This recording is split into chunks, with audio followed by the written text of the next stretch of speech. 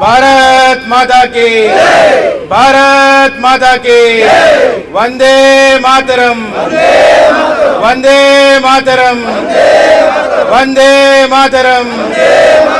ఈ సందర్భంగా ఈ తిరంగ ర్యాలీ ఎందుకు చేస్తున్నామంటే పాకిస్తాన్ నుంచి కొంతమంది టెర్రరిస్టులు కాశ్మీర్లో అమాయకులైన ప్రజల మీద దాడి చేసి పారిపోయారు పిరుగుపందుల్లాగా. దమ్ముంటే సైనికుల మీదకి యుద్ధం చేయడానికి రావాలి, కానీ అమాయకులు పాపం.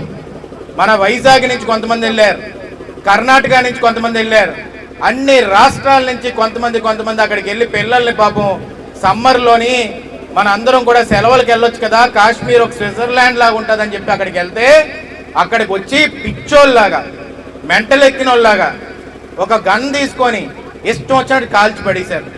వాళ్ళకి ఏ పాపం తెలుసు పాపం.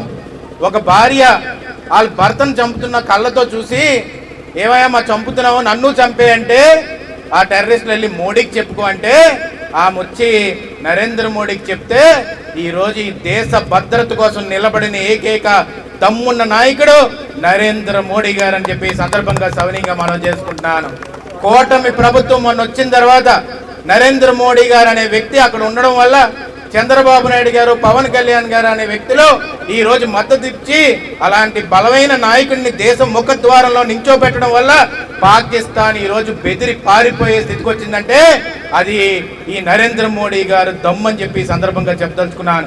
ఈ రోజు మనం అందుకే పౌరులందరమే కూడా ఈ రోజు నిలబడి మన దేశం కోసం నిలబడాలి. ఈ రోజు మురళీ నాయక్ అనే వ్యక్తి ఒక సైనికుడు అనేది గర్వంగా మనం చెప్పుకోవాలి, రొమ్ము విరిచి చెప్పుకోవాలి.